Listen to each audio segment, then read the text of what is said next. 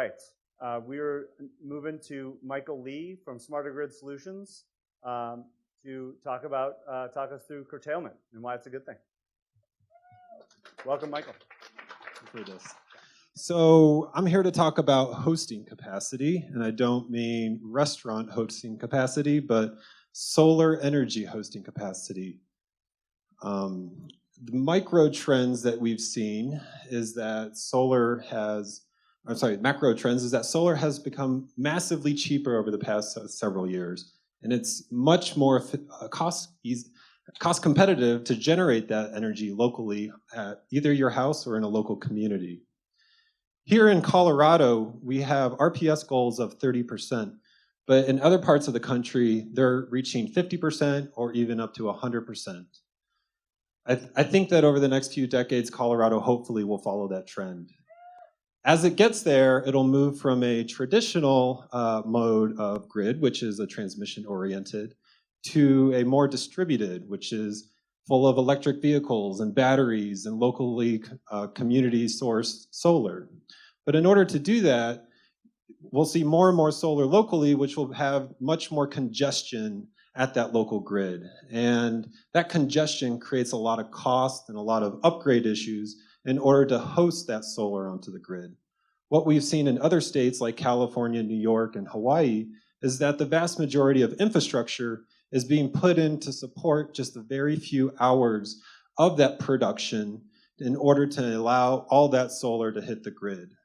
In one project in the California area, we saw a 400 kilowatt system, which is about a mid-sized big box store, incur about $2 million of interconnection costs just to get to the local distribution grid. So we took a look at that and said, well, in the summer, wait a minute, there's 3 megawatts of capacity here. Why is this not able to interconnect into the grid? And then so we said, well, maybe it's what's driving it is that in the winter time, we're not able to interconnect. But nope, still in fact, although there was significantly less usage onto that feeder, there was a lot less solar clearly in the winter months. And so there still was 2 megawatts of hosting capacity, and that 400 kilowatt system couldn't connect. So sure enough, in the springtime, it's very temperate, so there's not a whole lot of air conditioning load, but there's still a significant amount of solar being generated. And so this is what was tripping those multi-million-dollar upgrades. But when you dig into it, even within that one worst week in May, there were only a few hours on the worst days that were causing these multi-million-dollar upgrades. And this will be something that Colorado will see once they get into a higher RPS goal setting. And so this screen is just one of many screens that were involved. And so essentially what the utility does is that they look at all these different screens and they look at it throughout the entire year, and they say, what is the worst hour of the most restrictive day for the most restrictive screen? And that'll be the new maximum of solar we can connect onto the grid. And in reality, we say, well, that's kind of an archaic approach. That's a copper wire approach to how to make the grid safe. What if we used software or locally controlled monitors to make the grid digital and have a new approach to managing that?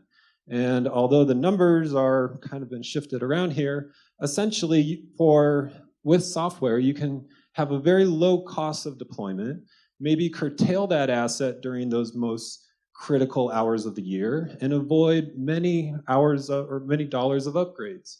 Not only is software cheaper, but it's also faster. Instead of many years to get onto the grid and interconnect, you can interconnect these systems in just a matter of months. So then you would ask, okay, if these projects are all being connected flexibly, who's going to have right of way or priority onto the grid? And so typically it's, the last one that connects to the grid is the first one to curtail. But there's other ways of thinking about it, such as those who have the most carbon intensity should be the ones that curtail. So essentially, what I want to convey is, although curtailment historically has been a dirty word, it shouldn't be. It enables us to avoid multi-million-dollar upgrades for just those handful of hours a year. And once you have that digital grid, you're able to not only increase the hosting capacity, but you're able to have things such as microgrids, non-wires alternatives, really that grid of the future that we need in order to host everyone onto the grid that wants to come on and really have a solar party. So thank you.